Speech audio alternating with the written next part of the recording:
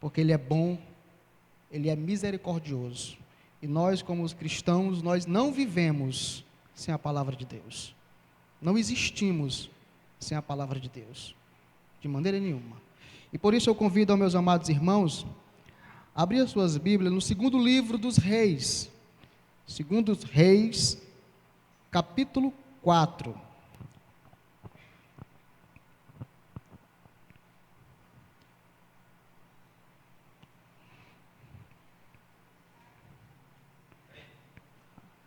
Glória a Deus. Segundo livro dos Reis, capítulo 4, nós vamos ver a partir do versículo 1.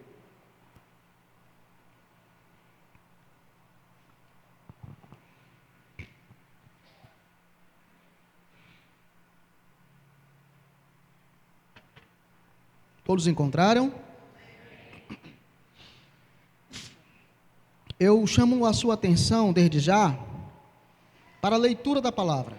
É um texto muito interessante, e ele por si só, ele se explica, apesar de ser muito rico em detalhes e em ensinamento. Você atento à palavra, à leitura, você vai perceber muitas coisas somente na leitura da palavra do Senhor. Vamos ler, 2 Reis, capítulo 4, versículo 1, diz assim a palavra do Senhor. E uma mulher, das mulheres dos filhos dos profetas, clamou a Eliseu dizendo: meu marido, teu servo, morreu, e tu sabes que o teu servo temia ao Senhor. E veio o credor a levar-me os meus 2 filhos para serem servos. E Eliseu lhe disse: que hei de fazer? Que hei eu de fazer? Declara-me o que tu tens em casa. E ela disse: tua serva não tem nada, senão uma botija de azeite. Então ele disse: vai, pede para ti vasos emprestados a todos os teus vizinhos, vasos vazios, não poucos. Entra e fecha a porta sobre ti e sobre os teus filhos.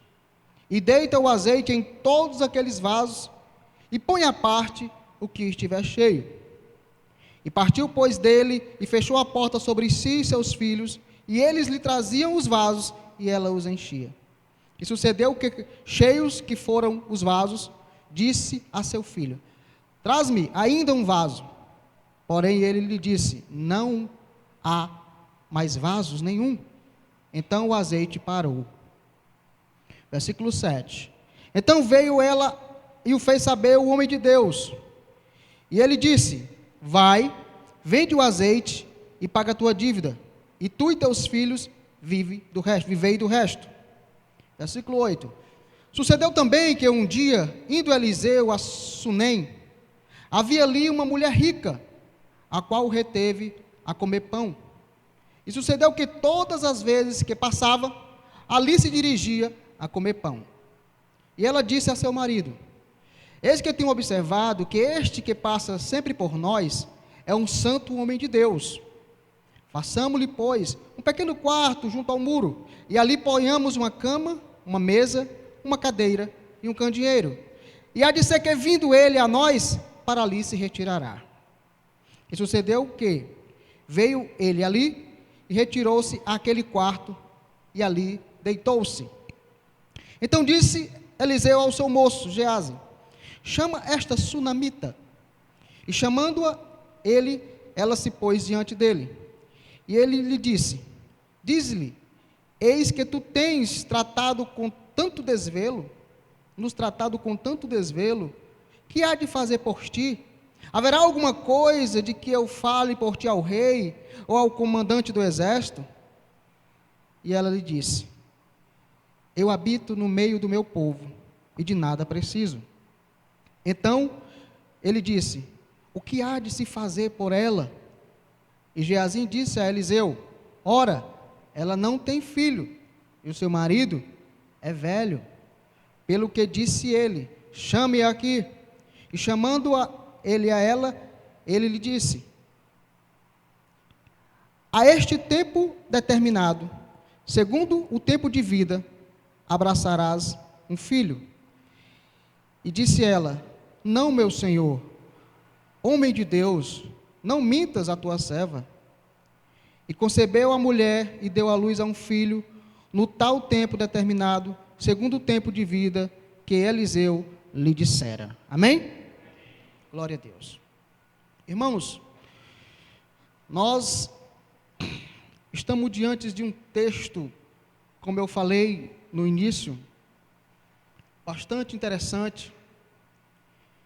Um texto bíblico que mostra a história de duas mulheres vivendo uma situação bem distintas. Podemos aqui ver claramente e observar o poder de Deus agindo na vida delas por intermédio do profeta Eliseu. Eliseu era um discípulo de Elias, viveu ali nos pastos de Elias, aprendeu muito com Elias. Elias, nós sabemos que foi um grande profeta em Israel, em tempos muito difíceis. E Elias também ali no meio do povo de Israel operou muitos milagres. Deus usou muito Elias ali em Samaria, em Israel.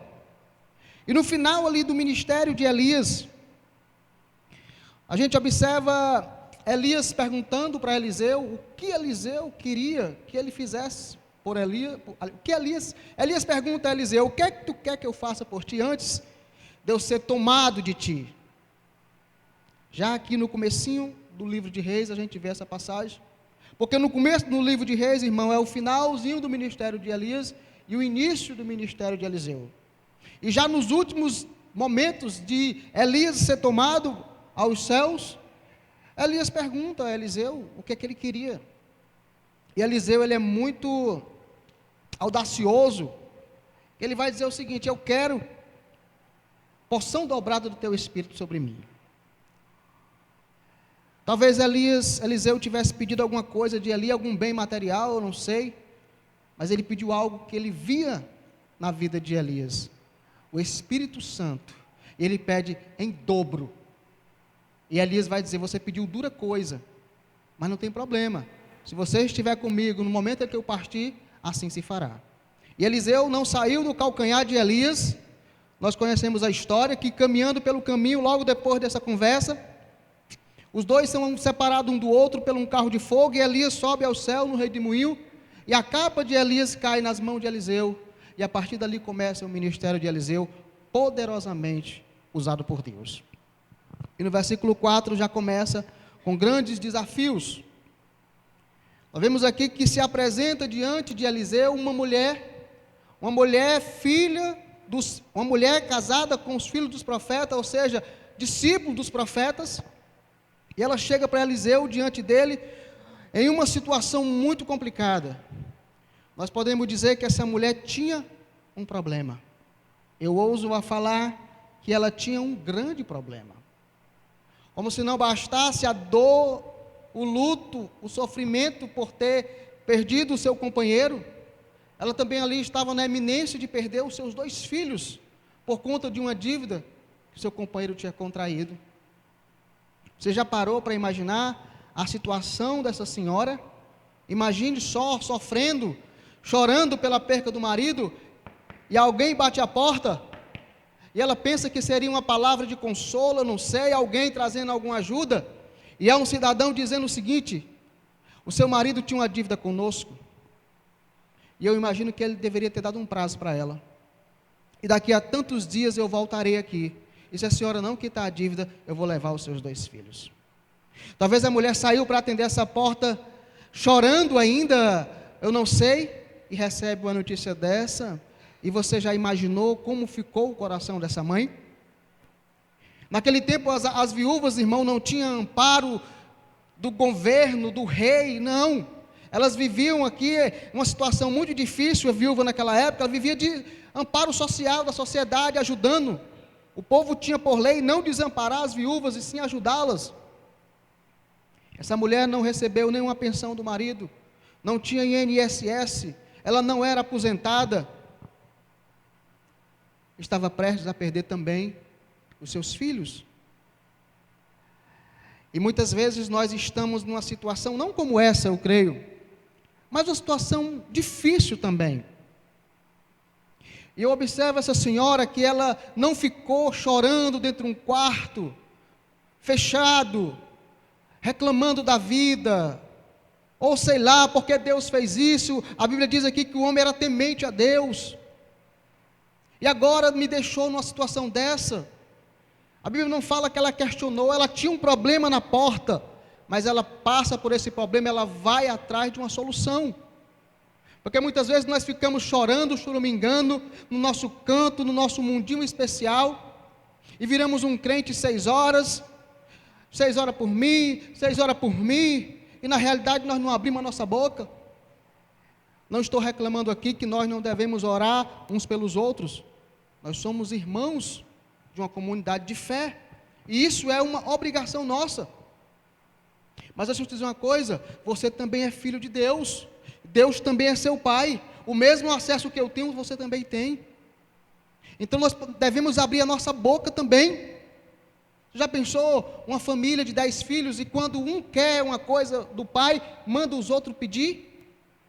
Se eu tenho acesso ao pai, eu vou direto ao pai. Então você também tem que tomar essa postura. Não fique se vitimizando. Eu sou um coitado, essa viúva aqui, eu sou uma viúva, não tenho nada na vida, vou perder meus filhos. Não, ela foi atrás da solução. E ela sai em direção a quem possa resolver. Ela chega diante de Eliseu e diz: olha, o meu marido, teu servo, morreu. E tu sabe que o teu servo temia o Senhor. Eu quero dizer uma coisa para você, meu irmão, que crente morre, sabe? Crente morre. Crente, ele passa por aflição, ele passa por dor nessa vida, por sofrimento, e ele passa pela pior aflição da vida, que é a morte. Tem um ditado que diz que só não tem jeito para a morte, né, irmão? Para tudo se tem um jeito, menos para a morte. Porque a morte, irmão, é a pior aflição da vida humana. Não tem outra. É a morte. E nós um dia vamos morrer, porque crente morre. Mas só que a nossa morte, ela não é uma morte como as outras mortes. Nós temos uma esperança. O crente, quando morre, ele vai para a glória. Ele tem essa viva esperança no seu coração. Então esse homem, por mais que fosse temente a Deus, servo do Senhor, ele morreu. Não há esse evangelho pregado por aí, dizendo que sobre a vida do crente não pode vir aflição, não pode vir dor, e se vier o crente está em pecado. Isso é mentira, isso é barganha, isso é falsidade.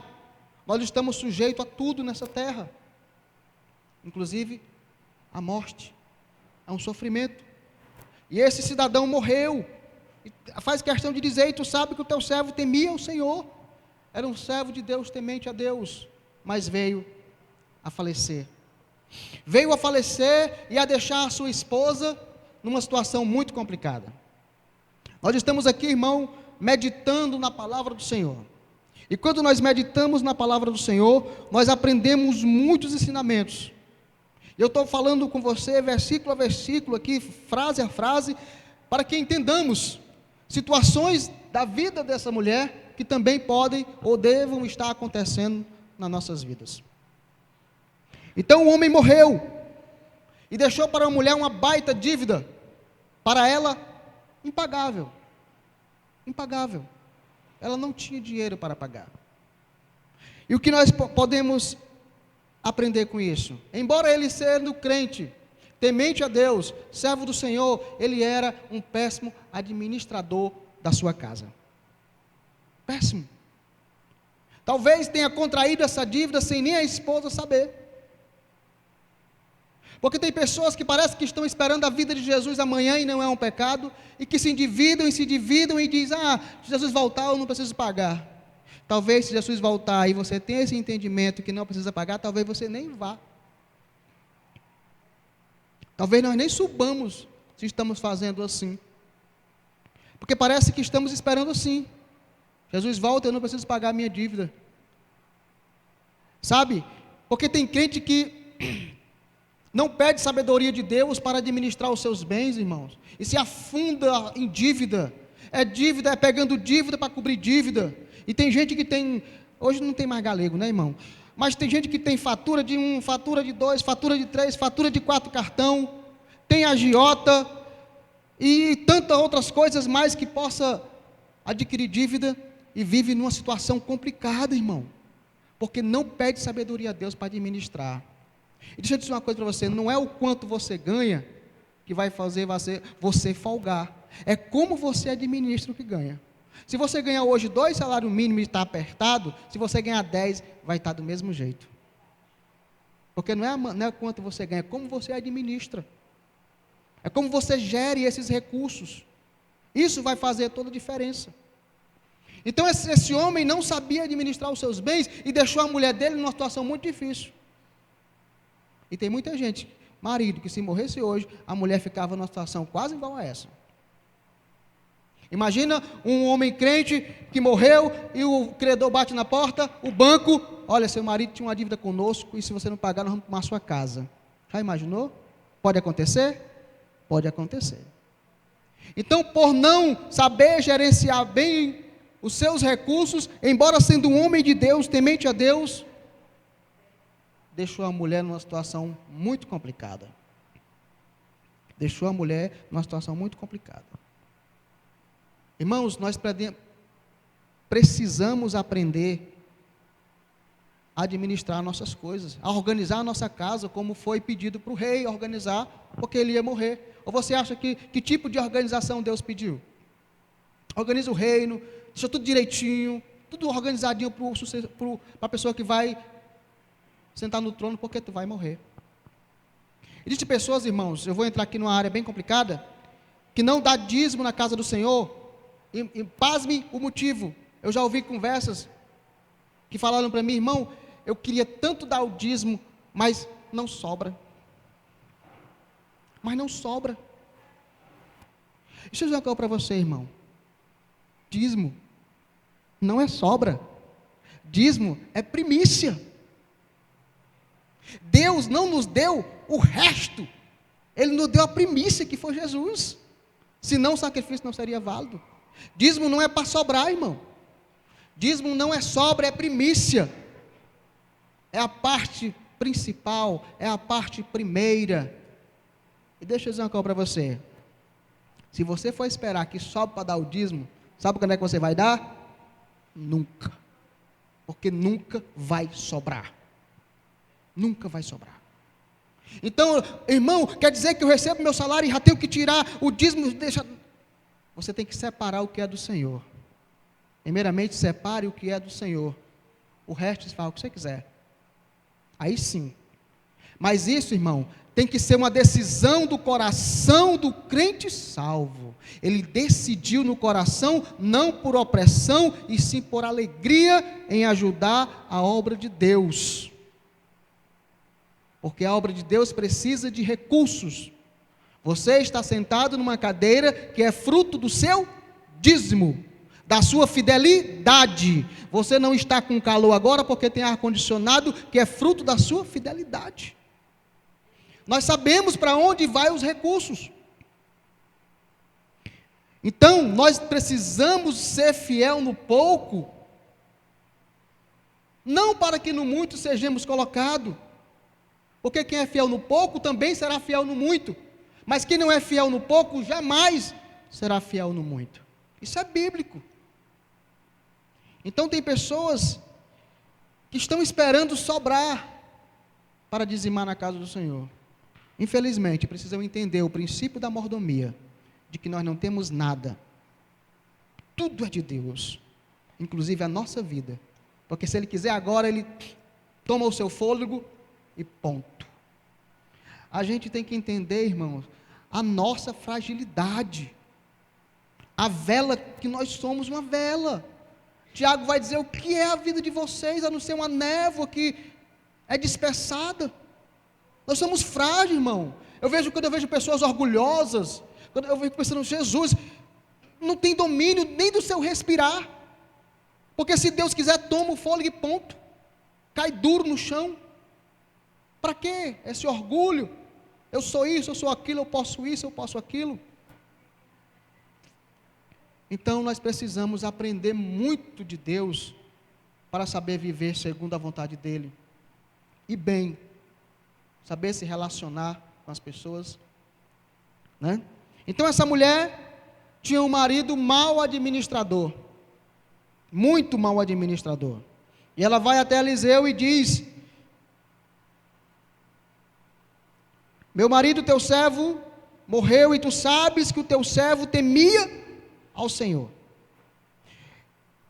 Eu observo aqui que ela podia muito bem ter dito: meu marido morreu e eu estou numa situação difícil, mas ela faz questão de falar para Eliseu uma coisa que me chamou a atenção: tu sabes que o teu servo temia ao Senhor. Ou seja, ela estava querendo falar alguma coisa para Eliseu. Eu vejo aqui que ela estava querendo impor a Eliseu uma obrigação que não era dele. Não era dele. Ou seja, tu tem que dar um jeito.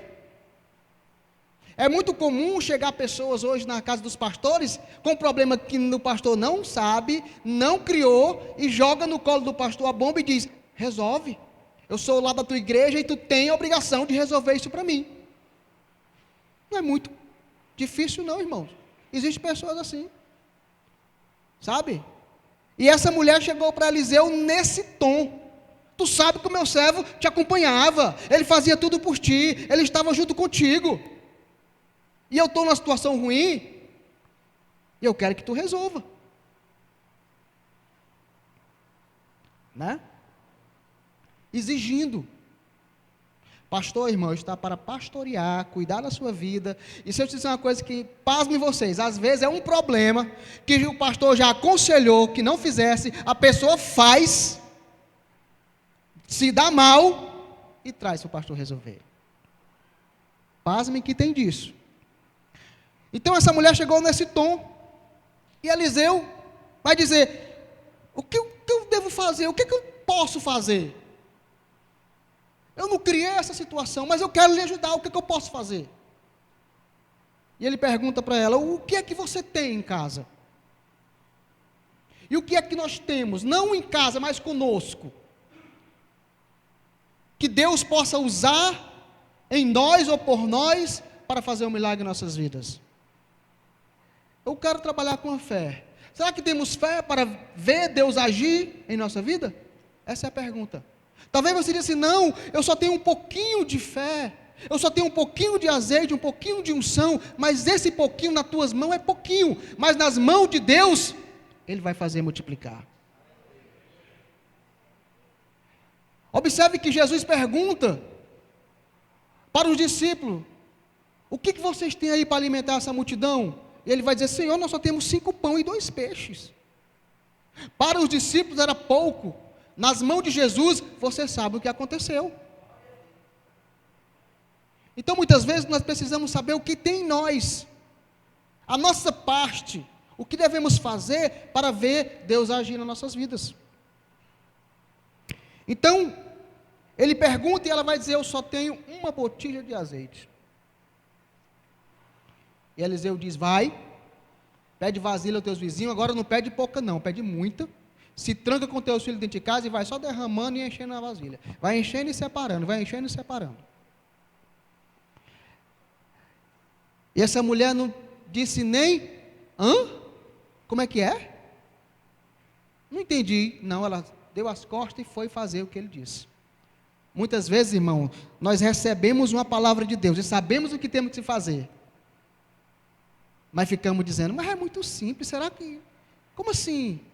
Não preciso fazer nada, nem alguma coisa estrambólica, uns 3 pulos, um rodopio, uns gritos, um sacrifício. Eu preciso de um sacrifício para ver Deus operar. Não precisa de um sacrifício? Não, mulher, vai, se tranca e vai enchendo as vasilhas de azeite, e deixa o resto com Deus. Queremos ver, irmão, o milagre acontecer de uma maneira extraordinária, mas se você for olhar para a vida de Jesus, era na simplicidade que Jesus operava os milagres. Vai ali e deita água nesses vasos, e essa água vai se transformar em vinho. Jesus não fez nada de estrambólico. E muitas vezes queremos e esperamos que haja alguma coisa estrambólica para ver o poder de Deus agir. Estamos igual na mão, irmãos. Ah, eu pensava que ele vinha aqui, ia orar na minha cabeça, ia descer alguma coisa e me curar, aconteceu um negócio. Não tem água melhor lá onde eu moro para me poder me banhar? Que história é essa? Meu Senhor, mas se fosse pedido alguma coisa difícil, o Senhor não faria? Custa nada o Senhor ali. Olha Deus usando um servo de Naamã para o milagre ser operado. E Naamã vai e faz, e acontece o milagre. Então, irmão, é na simplicidade que Deus opera. Eu não quero focar muito nos milagres desse texto, mas no contexto a qual gira toda essa situação que nós estamos vendo aqui. Então, aqui acaba o versículo 7, a história dessa mulher. Ela foi, fez o que o profeta mandou, fez o que o profeta me pediu, o milagre aconteceu, e ele disse o seguinte: tu vende o azeite, paga a tua dívida e vive do resto. Ela tinha que vender, ela tinha que sair para vender, ela tinha o trabalho de vender. Você também tem que fazer a sua parte, viu, irmão? Não é só ficar esperando, o milagre vai acontecer. Não vai não, irmão, tu tem que fazer a tua parte também. Então acabou a história dessa mulher. Não se vê mais aqui nas páginas da Bíblia relatos sobre essa mulher. É uma história bonita de milagre, tudo bem, mas findou. Essa mulher procurou o profeta em uma necessidade, meu Deus do tempo, em uma necessidade, mas já findou, acabou. Morreu aqui a história dela. E entra uma outra história de uma outra mulher que procura um relacionamento com Deus de maneira diferente. Essa mulher também procura o profeta, mas ao contrário da primeira, ela não quer pedir, ela quer ofertar. E ela procura Eliseu e o constrange, e o reteve, e insistiu, e muitas versões tem assim, aí fazer um lanche lá na casa dela. E Eliseu deve ter ficado assim, meio assustado. Espera aí, o pessoal só me chama para resolver problema, só me chama para tirar demônio dos outros. Deve ter alguns capirotos lá na casa dessa mulher, e ela não quer me dizer. Porque, irmão, é difícil alguém chamar pastor para tomar um cafezinho lá em casa. Pastor, vamos lá em casa tomar um café, tomar um chá da tarde. As pessoas só convidam pastor em suas casas para resolver problemas. Então Eliseu ficou aqui meio, né? Mas essa mulher, irmão, ela queria comunhão com o profeta. Ao contrário da outra que procurou Deus apenas para resolver, para suprir a sua necessidade, e não tem nenhum problema em você procurar Deus numa necessidade. Agora você não vai fazer o seu relacionamento com Deus ser baseado apenas na necessidade. Porque tem pessoas que estão assim. E nós vemos que não só as pessoas, mas os evangelhos pregados aí fora, é tudo pautado em cima da necessidade humana. E as pessoas vão porque estão necessitadas. E elas querem receber e não ofertar. Quando elas recebem, muitas vezes elas somem. E elas só voltam quando tem outra necessidade. Esse é o evangelho pregado aí. Esquecem de pregar que a maior necessidade da nossa vida é salvação. E disso tem sido muito pouco ministrado. A maior necessidade é a salvação. Deus não quer lhe dar só apenas o que você merece, mas Ele quer lhe dar aquilo que você não merece, que é salvar a sua alma. Entende, irmão? Se Deus quer dar para nós aquilo que não merecemos, imagina aquilo que merecemos. Mas, em primeiro lugar, o reino, e deixa o resto com Ele, que será acrescentado. Então, Eliseu aqui deve ter se surpreendido, mas ele foi.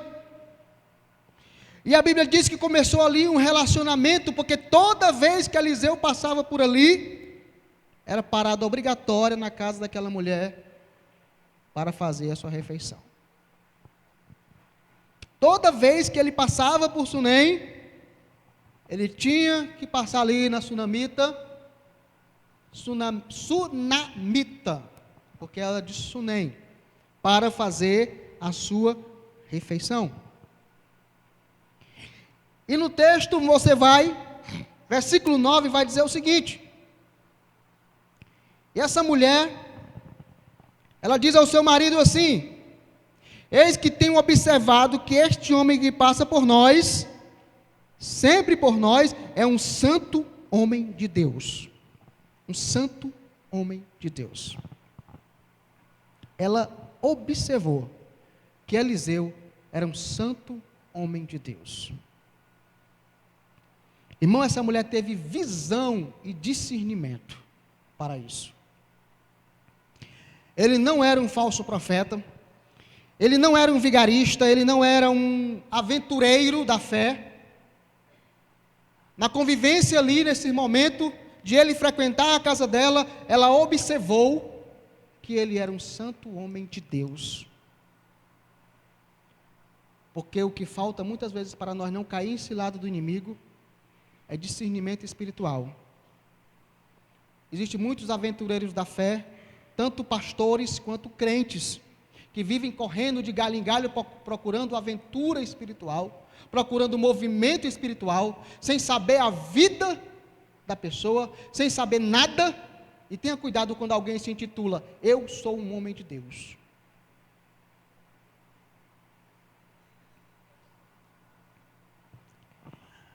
Aqui nessa igreja você tem o pastor Flávio,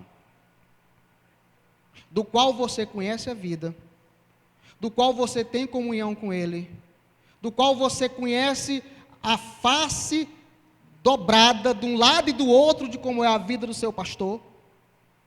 Este é o santo homem de Deus, levantado nesse ministério para levar a palavra de Deus a você. Por que eu digo isso, irmão? Porque tem muitas pessoas que batem a nossa porta, pastores itinerantes que não têm ovelha, que vivem atrás das ovelhas dos outros, e faz um ribuliço na casa alheia, e as pessoas sem discernimento abrem sua porta, abrem o seu ouvido, e depois tem problemas. E quem é que vai cuidar? O seu pastor. Quem é que vai tirar os carrapichos da ovelha que fugiu? O seu pastor. Ame o seu pastor. Ele é o pastor, nós somos as ovelhas, e a ele devemos ouvido, a ele devemos honra. Honre o seu pastor. A pessoa que está aqui todo dia com você: mas eu estou cansado de ouvir o pastor pregar terça, quinta, domingo, eu queria assim, pois vá, mas depois você volta, como tantos outros já voltaram, e foram recebidos de braços abertos aqui. O pastor levantado por Deus, para levar a palavra que restaura vidas. Foi ele que Deus levantou. Ele é o meu e ele é o seu pastor. E a Bíblia diz que devemos ouvir a voz do nosso pastor. As ovelhas, elas são surdas à voz de outros. Se você for em Israel, você vai ver. Você pode chegar lá em Israel, diante de um rebanho de ovelhas, você vai passar o dia todo secando no sol, e elas não vão lhe dar ouvido. Mas se o pastor chegar e falar, todas os acompanham. Elas conhecem a voz do pastor. E muitas vezes nós precisamos, irmão, porque nos falta discernimento para conhecer quem está botando a mão da nossa cabeça e nos dando profetada. Cuidado, irmão. Eu não sei se aqui me contou uma história, que um pastor itinerante chegou na casa da irmã, e ele fez uma oração lá, e ele disse que viu muitos demônios, demônio nos quartos, demônio na cozinha, demônio não sei aonde. Não tirou nenhum, deixou a irmã perturbada, a família toda atribulada. Quem foi que foi cuidar? O pastor dela, o pastor da família que foi cuidar. O outro chegou, fez o ribuliço e foi embora. E nós devemos ter cuidado com isso, irmãos. Muito cuidado com isso. Detecte, através do discernimento espiritual, quem é o santo homem de Deus. Mas como essa mulher detectou isso? Através do relacionamento que ela estava mantendo com o profeta. fez com que ela detectasse, ela observou, ela diz aqui, tem observado. Você sabia que nós também temos sido observados, irmãos? Pessoas estão nos observando, e dessa observação vai sair o resultado do nosso testemunho, entende?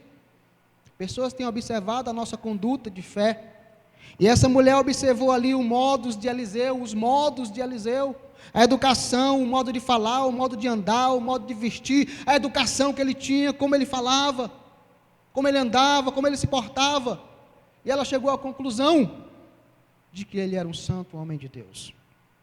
O nosso testemunho vai fazer com que atraiamos pessoas para a presença de Deus ou a afastamos para sempre da presença de Deus. Pela sua experiência, você pode me responder: o que é que está acontecendo muito aí? Pessoas estão vindo pelo bom testemunho cristão ou estão se afastando a cada dia mais? Reflita sobre essa questão. Então, nós precisamos ser luz para que as pessoas também, através de nossas vidas, digam: ela é uma santa mulher de Deus, ele é um santo homem de Deus. Só através da observação, essa mulher detectou isso na vida de Eliseu. Então ela diz assim: olha, vamos fazer para ele aqui um quartinho, para quando ele passar por aqui, ele ter um lugar para repousar, com uma cama, um candeeiro. Vamos investir na obra do profeta. Vamos abrir a nossa porta para Deus, porque o profeta representava Deus.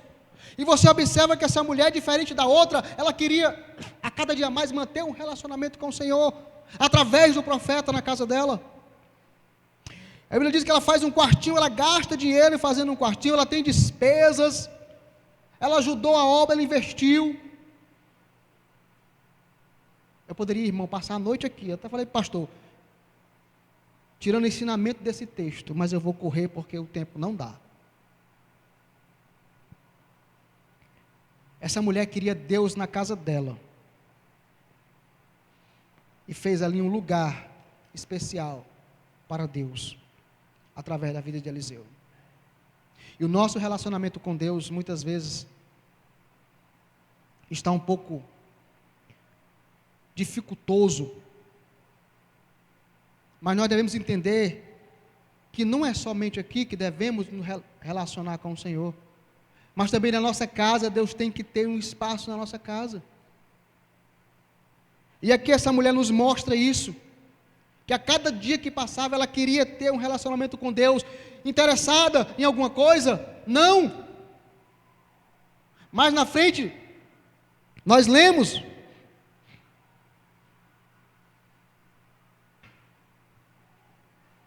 que Eliseu vai chegar nesse quartinho dele, vai deitar e vai pensar: o que é que eu posso fazer por essa mulher? O que nós podemos fazer para ajudar? Ela tem sido tão boa conosco, nós não vemos pessoa assim por aí. É difícil encontrar uma pessoa assim. E eu queria fazer alguma coisa que eu pudesse ajudar essa mulher. O que é que eu posso fazer? Ele chama o seu criado, o seu moço, e manda chamar ela e pergunta para ela: Geazi, o que é que a gente pode fazer por ela? Eu sou bem relacionado lá no palácio, eu posso falar para o rei a respeito dela, para o comandante do exército. O que é que eu posso fazer por essa mulher? E ela diz o quê? Eu não preciso de nada, eu vivo muito bem com o que tenho, obrigado. E Eliseu vai dizer: mas eu preciso, o que é que eu posso fazer por ela?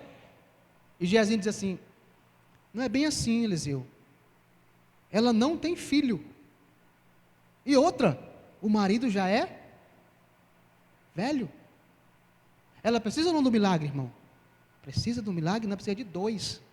Ela era estéril e o marido já era de idade. Aí Eliseu diz: então vamos fazer um negócio, chama ela aí de volta. E quando ela chega na porta do quarto, ele já lança uma profecia de Deus na vida dela: ano que vem, por essa data, tu terás um bebê no teu colo.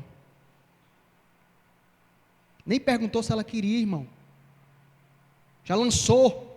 Porque naquele tempo, mulher estéril era uma mulher discriminada da sociedade, até com uma espécie de maldição, porque Deus não a visitou, Deus não a fez ter filho. Então, imagine só a vida daquela mulher. Ela era rica, a Bíblia diz, mas ela não tinha filhos. E quantas vezes, talvez ela tenha procurado tratamento, e você vê na resposta dela o que ela diz: não, homem de Deus, não minta para mim. Esse não minta para mim, irmão, é cheio de emoções frustradas. Talvez quantas e quantas mentiras essa mulher já ouviu na vida, de que ela vai ter o filho, de que ela vai gerar, de que esse tratamento vai dar certo. E quando ela vê mais uma, ela diz: não minta para mim. E Eliseu pode responder para ela o seguinte: é porque eu sou um homem de Deus, que eu não estou mentindo para você, dessa vez vai dar certo, porque quem está falando é o próprio Deus. E no ano seguinte, a mulher tem um filho. E a palavra de Deus se cumpre. Essa mulher que começa um relacionamento com Deus sem nenhum interesse, ela vê Deus operando um milagre na sua vida. Então, irmãos, muitas vezes nós precisamos entender que o nosso relacionamento com Deus, ele é de glória em glória e de fé em fé. Ele é crescente. Ele é aqui, Ele é na nossa casa, Ele é no nosso trabalho, porque Deus está em nós, através do Espírito Santo, e onde quer que nós estejamos, o Senhor ali está. Então essa mulher não esperava receber tão grande bênção, tão grande milagre, e deixa ocorrer. O menino nasceu, o menino ia crescendo, Eliseu continuava visitando, talvez chamasse até Eliseu de tio. Mas chegou um dia que aconteceu uma coisa que não se esperava. O menino morre. O menino morreu. E agora? A Bíblia diz que essa mulher, ela faz uma coisa extraordinária, irmão. Eu quero falar sobre isso aqui. Uma parada aí. Então assim, o menino está com o seu pai no campo, colhendo, era a época da colheita, era a época de alegria, e de repente o menino sente uma dor de cabeça, e o pai leva esse menino para casa, leva ele para a mãe dele, mas não adianta, o menino morre. E essa mulher coloca esse menino na cama do profeta, desce do quarto e fala para o marido: olha, manda ajeitar o jumento e um servo que eu quero ir ver o profeta. Ela nem fala para o marido que o menino morreu. Ela deita ele lá, vira as costas, sai. O que é que nós aprendemos? O seguinte, irmão, com essa mulher: momento como esse, não se desesperou. Ela não ficou chorando, arrancando os cabelos, não, irmão. Ela não se desesperou. Sabe? Isso nós devemos fazer. Ela não foi buscar um culpado pela morte da criança. Ah, foi o marido que levou o menino para o sol, o menino morreu com a dor de cabeça, a culpa é do marido. Não. Ela não buscou o culpado. Ela não perdeu as esperanças. Ela vai ao encontro do profeta. Porque nesses momentos nós precisamos tomar uma decisão. Nós precisamos reagir. Ela não ficou olhando para o menino morto, para o problema. Ela saiu também para ir procurar a solução. Ela elaborou um plano. Ajeita uma jumenta que eu vou fazer uma viagem. E ela vai buscar ajuda. Porque nós precisamos um dos outros, irmão. Nós somos ovelha e ovelha sozinha é petisco de lobo. Sabe? Precisamos estar pertinho, com pessoas que a gente possa confiar. Precisamos estar aí orando um pelos outros. E ela vai ao encontro do profeta, e uma coisa interessante. Ela não fala para o marido e sai, olha. E ele pergunta: mas hoje nem é sábado, hoje não é lua nova, hoje nem tem culto, ele não está pregando em nenhum lugar, ele não vai lhe receber. E ele diz: eu tenho intimidade com ele, para falar com ele a hora que eu quiser. Ele vem na minha casa, ele habita no meu lar, e aonde eu dobrar meu joelho, eu vou falar com ele, eu tenho intimidade com ele, ele vai me receber. Entende, irmão? Não precisava de ser dia de festa nem nada. E a Bíblia diz que de longe o profeta Eliseu vê a mulher e manda Geazi, vai. Ao encontro dela, lá e vem ela ali, pergunta a ela se está tudo bem lá com ela, com o marido, com os filhos. E Geazi vai e pergunta, vai tudo bem contigo, vai tudo bem com teu marido, vai tudo bem com teu filho? E ela responde, tudo vai bem. Tudo ia bem, irmão? Não. E o que é que nós aprendemos com isso, irmão? Não conte seus problemas para quem não pode resolver. Sabe? E quando ela passa por Geazi, ela se ajoelha nos pés do profeta e abraça os pés deles, e ali ela chora a sua mágoa e a sua amargura. Geazi podia resolver o problema dela, irmão? Não. Nós temos um problema muitas vezes e contamos para todo mundo o nosso problema. E damos a senha para ser contado. Você chega para um vizinho, chega para um amigo do trabalho e conta toda a sua vida e todo o seu problema, que muitas vezes é um segredo. Aí você pega e dá a senha para ele espalhar. Qual é a senha? A senha é o seguinte: isso é segredo, tá? Ponto. Essa é a senha. Porque se você não disser nada, a pessoa não fica na empolgação de transmitir, porque o que vale é a notícia de primeira mão. Temos isso. Nós queremos ser o primeiro a dizer isso. Tu sabia, fulano de tal, isso assim, assim, assim? Ah, eu já sabia isso aí, não vale a pena. Mas quando você dá a senha e diz que é segredo, coça todas as partes do corpo, inclusive a ponta da língua. E a pessoa vai transmitir o que não devia. Então, irmãos, não fale o seu problema para quem não pode resolver. Você tem um Deus que pode todas as coisas. A Ele sim, você deve se achegar nos pés dele e chorar. E Ele no seu tempo certo vai resolver. Mas Eliseu vai lá, o menino ressuscita, ele entrega para sua mãe, e fim da história? Não é o fim da história. A Bíblia ainda vai falar dessa mulher em algumas páginas seguintes. Capítulo 8, depois você olha em casa, vai dizer que Eliseu ainda continua visitando, passando por lá, comendo. Ela talvez não sabia que crente come muito, né? E se você der uma vez, ele vai querer de novo. E ele continua visitando ela. E chega um dia que ele vai dizer o seguinte: olha, vai vir uma grande fome aí em Israel. Pega a tua família, tudo que tu tem e sai daqui, porque vai vir um negócio pesado aí de fome. A mulher recebe a notícia em primeira mão. Aí eu pergunto para você, a outra recebeu a notícia? A Bíblia não fala. Mas essa que tinha um relacionamento sadio com Deus recebeu. E ela vai e passa 7 anos fora, vem a fome e no final de tudo ela volta. E quando ela volta, acontece uma coisa interessante. Geazi está no palácio, conversando com o rei, e o rei pergunta assim: Geazi, conta aí uns feitos de Eliseu, algumas coisas que Eliseu tem feito aí no seu ministério. E Geazi começa a contar justamente essa história. Ora, rei, teve uma vez uma mulher lá em Sunem, que a gente sempre ia lá, e ela é uma mulher muito boa, convidou a gente para lanchar uma vez, gostava muito da gente, fez um quartinho lá para nós. Eliseu profetizou na vida dela, ela teve um filho, o filho morreu, foi ressuscitado. Esse foi um grande momento, e neste momento a mulher chega para pedir ao rei o retorno de suas terras, as quais ela tinha deixado. Ela voltou para Sunem e foi requerer diante do rei as suas terras. E Geazi, essa é a mulher que eu estou falando.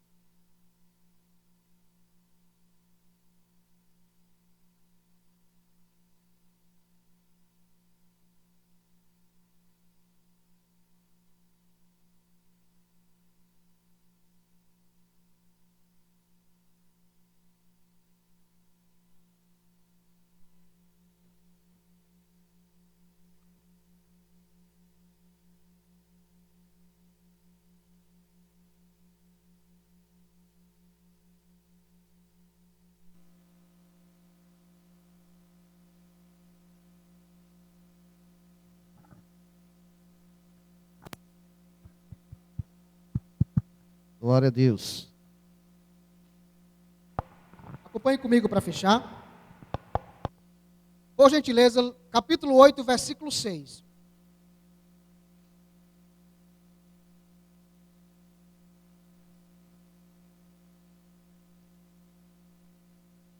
Amém?